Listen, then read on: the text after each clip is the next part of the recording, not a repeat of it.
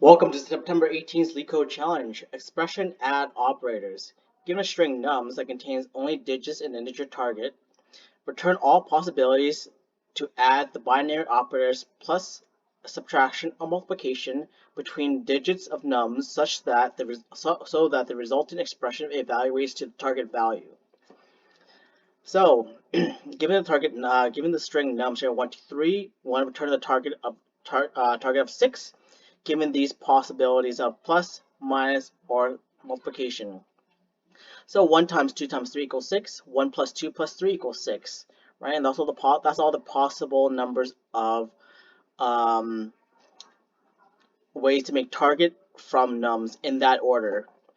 Let's go to example 2 here. We have 2, 3, 2, and the target is 6. So we know that 2 times 3 plus 2 equals 6, equals 8. And 2 plus 3 times 2 equals 8. Alright, see how each of the values, each of the string element, each of the target indexes are used at least used once in that order, and the binary operators, are just basically used as many times as we needed to. Likewise, we have 105 as a string here. We want to target 5. So, for example, we have 1 times 0 plus 5 equals 5. We have 10 minus 5 equals 5. That's interesting. So basically, we could treat 1 0 as 1 and 0, or we could treat it as a 10. That's interesting. We have the nums 0, 0. We have target 0. So basically, 1 times 0, 0 times 0 equals 0. 0 plus 1 plus 0 equals 0. 0 minus 0 equals 0. All right. I guess we might get a bit of an error here if we have, for instance, things we don't want. Like for instance, we have 100. And we have a target of 1. We don't want like 0, 0 to be a number, I guess. But that might be something we look into later. And we have basically a long string here. I want to make the target 91, 91. We can't do that from any of the. There's no way to make to use these binary operators to make that target value.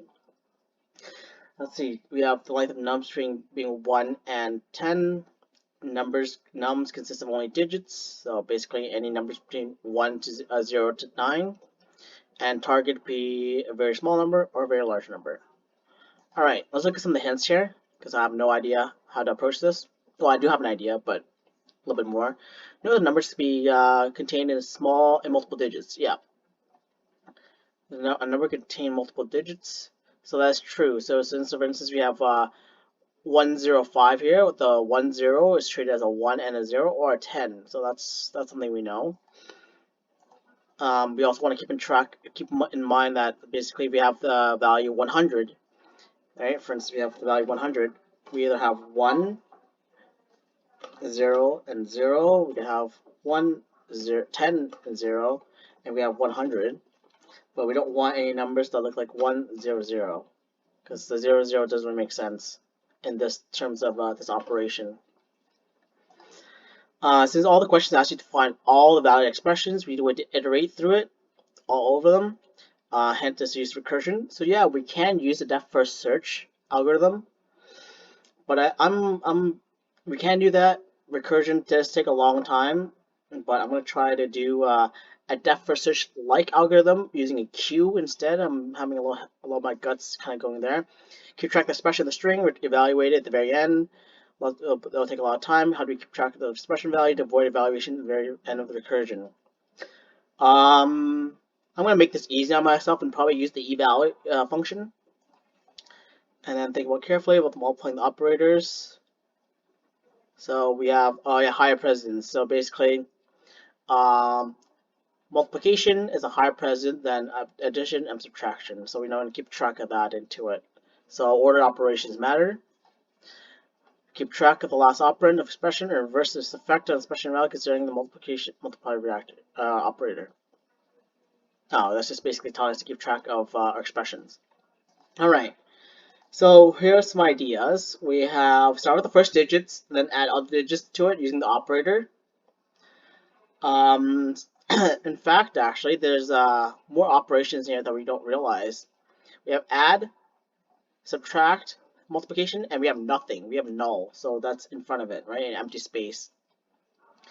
We need an empty operator to add more digits to the digits. So at the end of it, we want to be able to evaluate all the operations in a stack, and if that's equal to the target, then we return it.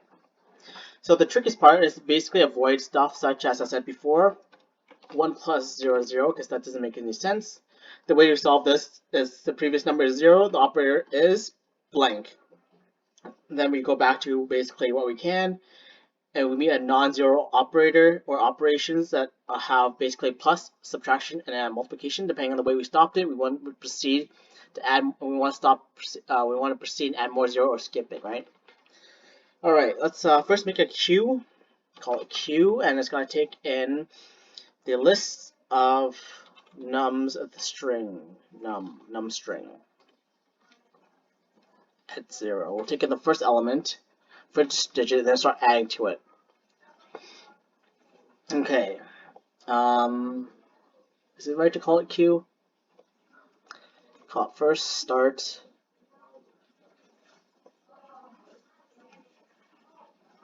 It's a variable. Let's just call it queue.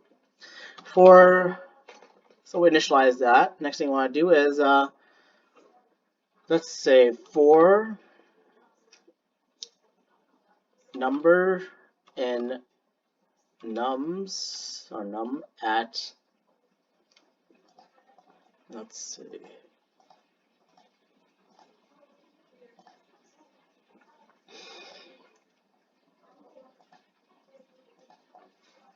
from 1 to the very end, because we're going to have the first number here.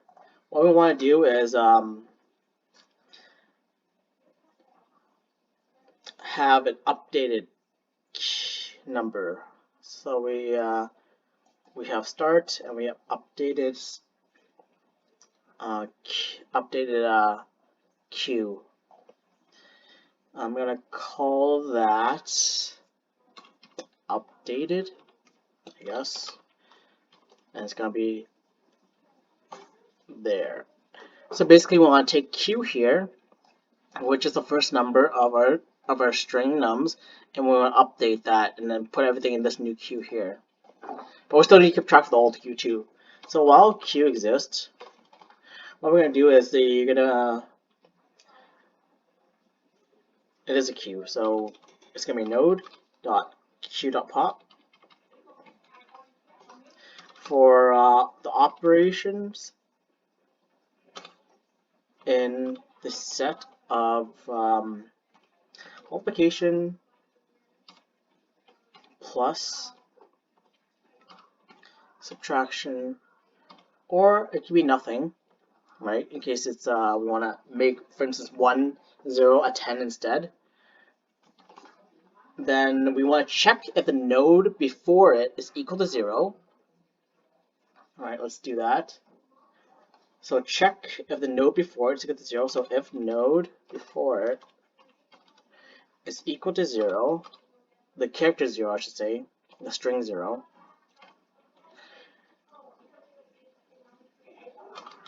and if the operation is empty or nothing, then what we do is then we need to force the adding operator. If this number is 0, then so we can void things such as 0, 0 in a row, right, consistently together. So I'm gonna say, let's say, make a new variable called I equals the length of the node minus 1, right? While I. So otherwise, if the number ends with 0, 0, with 0, we want to start another digit like 1. Then if we make the digit say 1000 or 100 or 10, that's fine. That's good. We can make that. Instead of 0, 0, we can make 1, 0, right? So if that's the case, then we want to find if I is greater than 0, any number, and the node at I is equal to the string 0, then we want to decrement I by 1. If I is less than 0, or the node at I is in the set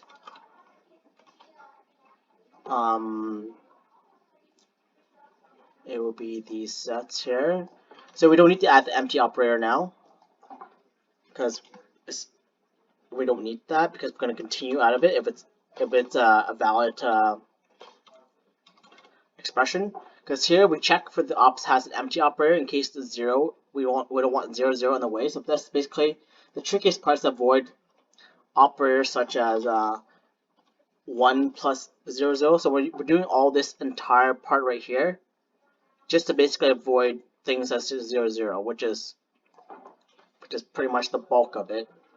So the way we used to solve it is that if the previous number is 0 and the operator is blank, we go back, we backtrack actually right here by 1, and if we can make a non-zero or the operator is actually one of these valid expressions, then we can continue forward, and that's what we're going to do.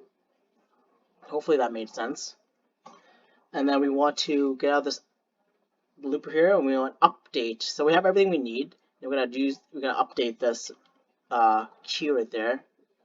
So we're gonna update by append our node plus our operation and plus the end number value right here. So basically we start with a node and then we add operator, one of these operators, and then we basically add the value that was there because it is a valid expression that would equal would be something, right? We haven't checked if it's equal to target yet. And then we want to get out of this for loop, and then we want to update queue. Update. We want to take everything. Updated. You know what? I'm just gonna erase the D right here. Update queue. Alright. So at the end of this, I'm gonna probably, what we need to do now is return our answer. So our answer is in a form of it's basically in the queue, but we don't know which one is equal to the target yet. So I'm gonna use some list comprehension. So let's say for the equation or the equivalent, the evaluation, E for E in Q if the evaluation of E. So to save a lot of time, actually, we are going to use this function somewhere here that suggests this.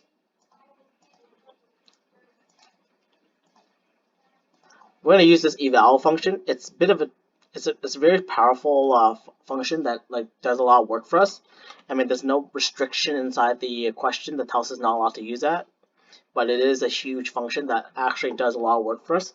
And we're going to evaluate basically the string, all the combinations of strings we made to see if it equals the target. So it's not the most, let's run the code and I'll talk about the time complexity afterwards. Let's submit that.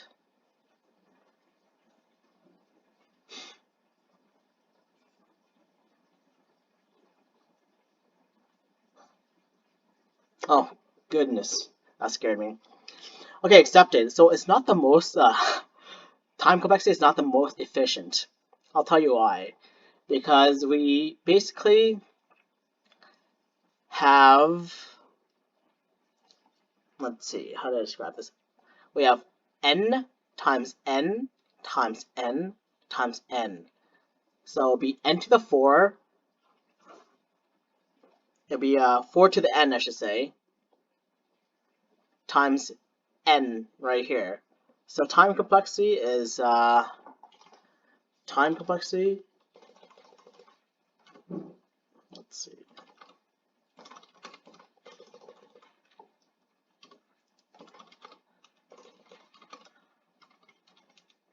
I'll just write TC. Is actually big O of n times 4 to the n. So that's not good. But it's accepted, but also this is really hard as well. And it's probably the same if we do a depth first an exact recursion type of algorithm to it. And space complexity is big O of, yeah, we have to store everything in, so it'll be 4 to the n, big O of 4 to the n. Yeah, that's hard. It's rough. All right, that's it. You guys have a great day.